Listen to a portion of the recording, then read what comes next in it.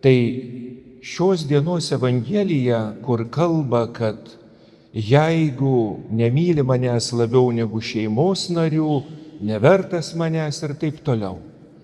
Juk šitie žodžiai išgirdus neša sumaištį.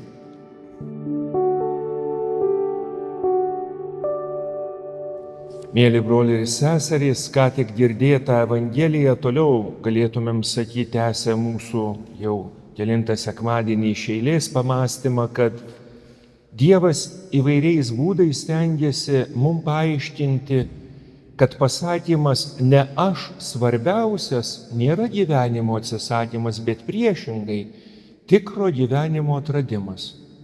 Juk žiūrėkim, jeigu norėtumėm pyktis ar ginčytis apie tikėjimą, apie tai, kodėl tikėti yra kvaila ir paika, tai šios dienos Evangelija, kur kalba, kad jeigu nemyli manęs labiau negu šeimos narių, nevertas manęs ir taip toliau. Juk šitie žodžiai išgirdus neša sumaištį.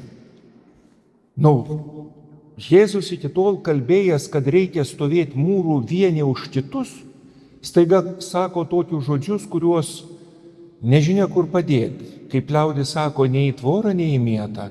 Ir kągi reiškia, kad mylėti jį reikia labiau negu tėvą, mamą, šeimos narius.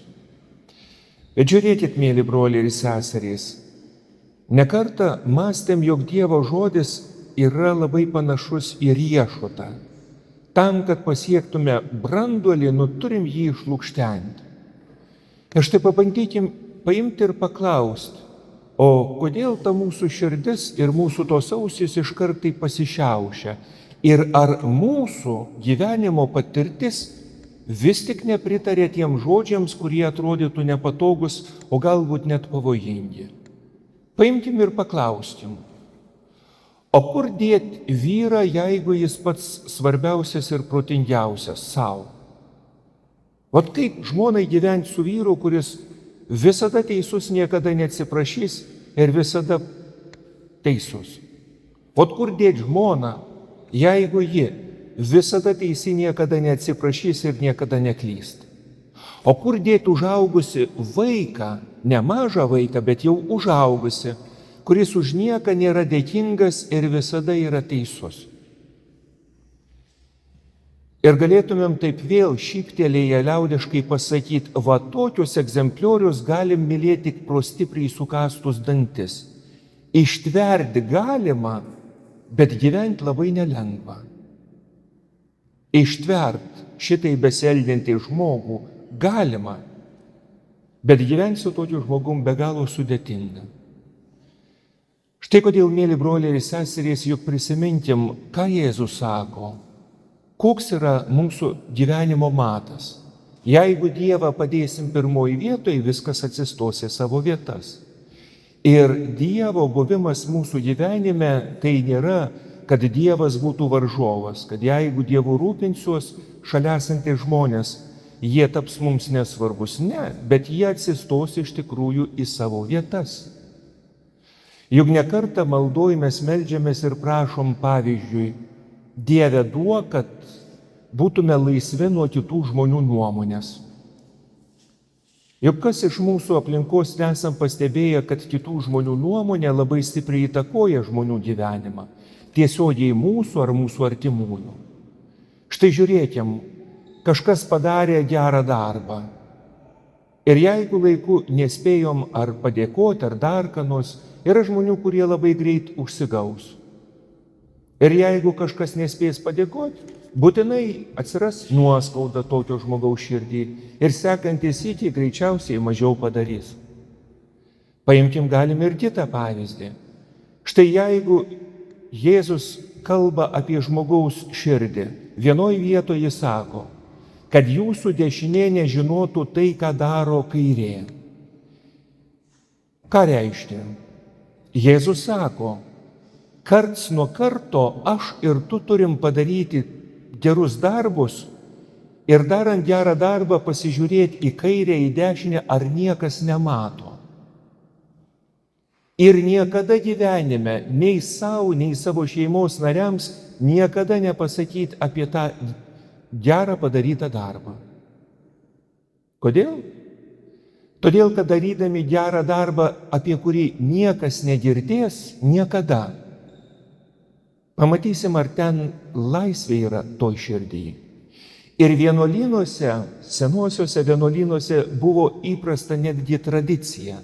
Jeigu yra duodama išmalda, tai išmalda yra duodama tik naktį. Ateinama, padedama prie vargingiausių žmonių durų, kažkas tai ir paliekama, kad iš ryto atėjęs ir atradęs jis dėkotų Dievui, bet nežinotų, kas yra tas geradarys. O štai jeigu mano širdis nėra laisva ir aš noriu, kad kiekvieną kartą už gerą darbą būtų atlyginta, va čia iš tikrųjų reikėtų ir pasirūpinti, nes gali taip nutikti, kad darau ne todėl, kad turiu mylinčią širdį, o todėl, kad man reikia garbės, pastebėjimo, dėkingumo ir daugelio kitų dalykų. Štai kodėl, mėly broliai ir seserys, Dievui rūpi, kas vyksta mūsų širdį. Kiekvieno mūsų širdis turi tam tikrų drumzlių, arba galėtume sakyti nuosėdų. Ir štai Dievo mokymas nuolat kalba apie tai, kad klausantis Jėzaus žodžių ir vykdant, ko jis prašo, tos drumzlės po truputį išnyksta. Tad šiandien iš tikrųjų klausiam, ar nubiednėtų mūsų gyvenimas, jeigu Dievas taptų centre? Kas pasikeistų ir ar to gyvenimo mūsų gyvenime būtų ženkliai mažiau? Yra žmonės, kurie nepažįsta Jėzaus, nepažįsta jo mokslo, neatpažįsta, kad jo mirtyje ir prisikėlime yra Dievo meilė. Ir tada bet koks bandymas žvelgti jo mokymą baigėsi kuo? Baigėsi gyvenimo komplikacija. Juk atmenat, jeigu vaikystėje ar jaunystėje irgi labai panašiai atrodydavo, kad laikytis Dievo įsakymų, našta didžiausia. Ir dar eit sekmadieniais ar švenčių proga į šventąsias mišias irgi tarsi lažas kažkoks priverstinis būtų. Bet laikui bėgant ir tikėjimui augant, suvokiam, kad kai Jėzus pakviečia mus, daugelis dalykų tampa labai natūralūs ir nesunkus. Sakykit, mėly broliai ir seserys, juk tie dalykai, kurie džiugina mūsų širdį, pasidaro labai lengvai. Juk yra dalykai, kažkokie tai įpročiai ar temos, pavyzdžiui, jeigu žmogus mėgsta skaityti knygą, jis ir pavargęs iš tikrųjų, turėdamas galimybę, jeigu nėra pervargęs, jis ims ir džiaugsi šituo dalyku. Juk tikrai esame įpratę karštą dieną kaip šiandien nueiti ir jeigu yra galimybė pasimaudyti. Ir staiga išlipam iš to vandens ir žiūrėk, kūne daugiau jėgų, daugiau energijos yra. Juk lygiai taip pat yra ir susitikime su Dievu. Jeigu iš tikrųjų ateinu pasikalbėti su Dievu iš viso širdies apie visą savo gyvenimą. Ir mėly broliai ir seserys, juk maldoj labai dažnai vienais ar kitais žodžiais mes ir pasakom, Dieve, aš noriu, kad tu būtum mano gyvenimo centre. Dieve, aš noriu, kad vykdyčiau tavo valią. Netgi Tėve mūsų maldoj lygiai taip pat sakom, Tėve mūsų. Reiškia, mano ir tavo širdį yra žodis mes. Tai yra mūsų šeima, tai yra mūsų draugai, tai yra mūsų pažįstami, tai esam mes.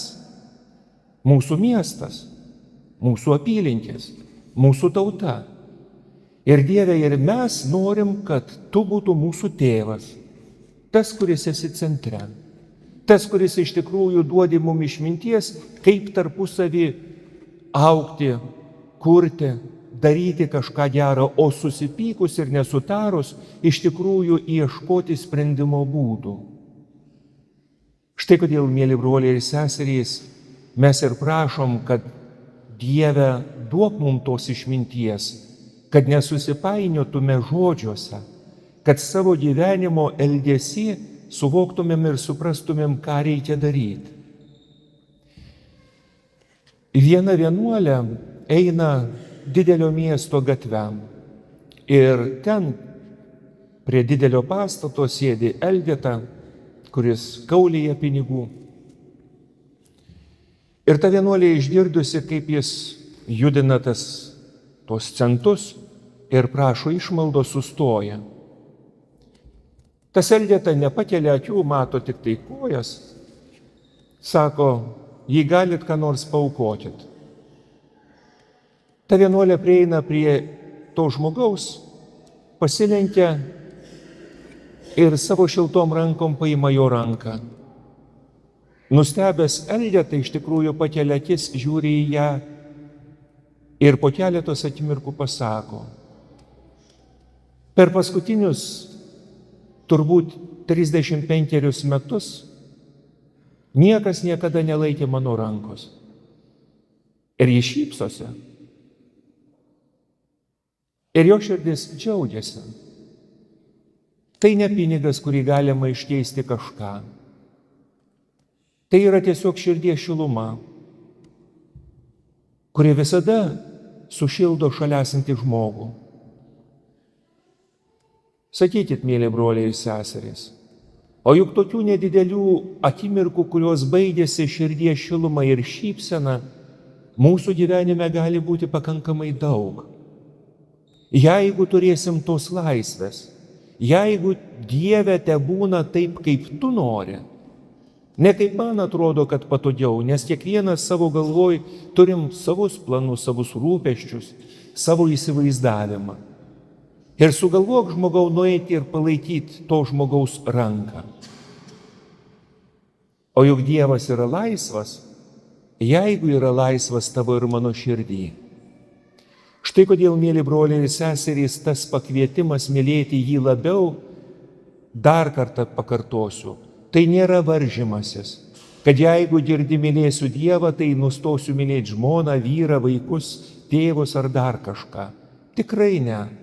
Galbūt pačioj pradžioj girdėdami šituos žodžius dar nematom, nerandam tos tvarkos. Tačiau laikui bėgant ir kalbantis su Dievu suprantam, kad priešingai Jėzus sakydamas, kad imk kryžių, sek paskui mane, jis priešingai išlaisvina, nes pradedam suvokti, kad daug dalykų mūsų gyvenime yra našta, o ją reikėtų išmesti, nes prarandam labai daug jėgų. Sakykit, mėly broliai ir seserys, ot visi žinom, kad anksčiau ar vėliau mirsim. Ne vienas nežinom tos sutarties ir nežinom iš tikrųjų, kada Dievas pasišauks, bet tarkim sulaukiam gražaus amžiaus, kur jau tikrai suvokiam, kad mūsų saulėlydis. Ir jeigu tikrai žinom, tikrai tikim, kad tas Jėzus, su kuriuo kalbėjomės, tikrai ateis ir pakvies mus grįžti Tėvo namus. Argi mūsų širdį nebus daugiau laisvės? Argi tada, kai jau kūno įvairios negalios spaus mūsų širdį? Argi baimės surakins mūsų širdis? Taip galbūt nepatogu, taip galbūt karts nuo karto užpuls kažkokie baimės, nerimai ar kiti dalykai. Bet mūsų atrama yra kas? Jėzus, kuris mirė ir prisikėlė. Jėzus, kuris visą mūsų gyvenimą rodė mums kelią. Juk taip gyvenime iš tikrųjų rėmėmės į tuos žmonės, kurie mus mylėjo. Taip klausėme savo tėčio, mamos patarimų. Taip rėmėmės į brolių, seserų pagalbą, jeigu sutarėm su jais. Taip rėmėmės į sutuoktinius, į vaikus, kurie galbūt jau užaugę ir yra ženkliai išmintingesni kai kuriuose srityse. Tačiau viso ko gyvenimo mūsų pagrindas yra Dievas. Ir mes galiausiai iš tikrųjų visą gyvenimą mokomės suvokti ir suprasti, kad visas mūsų gyvenimas yra Dievo dovana. Dievas, bendradarbiaudamas su mūsų žemiškaisiais tėvais, dovanojo mums šitą gyvenimą. Dievas iš meilės sukūrė tokie, kokie esam. Ir kiekvieno mūsų širdį paslėpė daug įvairiausių dovanų. Ir kai jau atėjom į šitą pasaulį, prasidėjo taip pat ir mūsų žemiškoji istorija. kur kiekvienas galbūt šiek tiek žinom, ar žemiškieji tėvai laukia mūsų ar nelaukia, buvo pasiruošę, ar liaudiškai kalbant kaip netyčiukai pasibeldami jų gyvenimus. Ir daugelis įvykių, kuriuos įvairiai skaitom, interpretuojam, Dievo šviesoj gali pasirodyti šiek tiek kitaip. Štai kodėl šiandien melsdamiesi mes ir prašom, Dieve duok mums džiaugsmą, juk atminkim, laimingiausias žmogus yra tas, kuris laikinai save pamiršta. Juk žiūrėkit, įdomiausias filmas yra koks, kai žiūri ir pamiršti, kad žiūri filmą ir staiga jis baigėsi. Ir staiga supranti, kad per visą tą laiką, kol žiūri filmo, niekas tavęs neerzino, niekas nepatraukė dėmesio, buvai visas tame filme. Lygiai geriausi vakarai yra tokie, kurie neprailgsta, kai suvokiam ir suprantam, kad pokalbis ir buvimas su tai žmonėmis iš tikrųjų maitina ir be galo gera. Štai kodėl, mėly broliai ir seserys, šiandien melsdamiesi mes ir prašom. Dieve duok mums, kad mūsų tas tikėjimas būtų gyvas, kad jis atpratintų mūsų širdį ir kad ne patys būtume svarbiausia.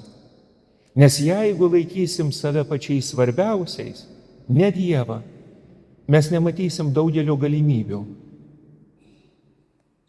Ir pabaigai vienas liudijimas.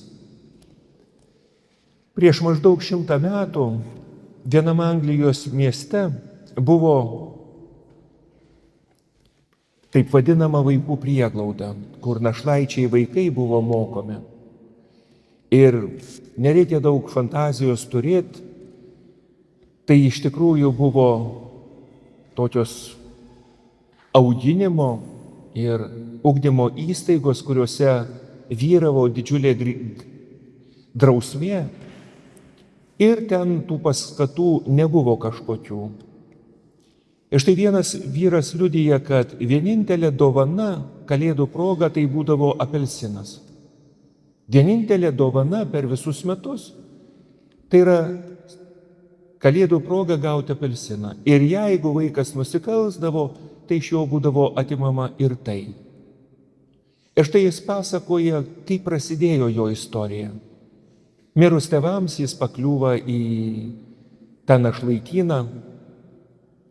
Ir žinoma, jaučiasi svetimas, bando pabėgti.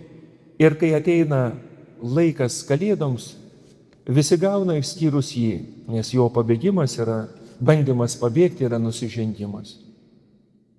Ir jis suvokia, kad jam labai liūdna. Visi gauna išskyrus jį. Ir jis eina, susiranda kamputį ir verkia. Ir staiga vienas iš jo draugų susiranda jį ir sako, ištiesk ranką. Ištiesia ranką ir tas draugas ištiesia jam apelsiną, sakydamas imk. Ir tas vaikas, kuris trokšta ir nori, jis pradeda atsisakinėti ir sako, bet čia tavo apelsinas, aš negaliu paimti. Juk žmogus vaikas, kuris nieko neturi, kuris tikrai trokšta, kuris galvotų tik apie save, čiuptų ir būtų laimingas, bet ne, jis nenori. Nusišypsojęs draugas sako, ištiesk ranką ir paimk. Ir tąsyk, štai ką jis liudija. Pro savo užverktas akis aš nepamačiau, kad mano apelsinas yra sudėtas iš 10 skirtingų skiltelių. Tai mano klasės draugai kiekvienas paaukojo po vieną skiltelę, sudėjo tą apelsiną ir padovanojo man, kad man nebūtų liūdna. Ir tąsyk aš supratau, ką reiškia dalintis. Sakykit, mėly broliai ir seserys, juk mes esam ženkliai turtingesni ir pasidalinti šiais laikais galim ne tik tais išoriniais dalykais, bet daugeliu kitų dalykų, kuriuos Dievas yra įdėjęs į tavo ir mano širdį. Bet tam, mėly broliai ir seserys, Dievui reikia laisvos širdies, kuri sutiktų ir norėtų, kuri tartų, Dieve veik manyje ir per mane. Amen.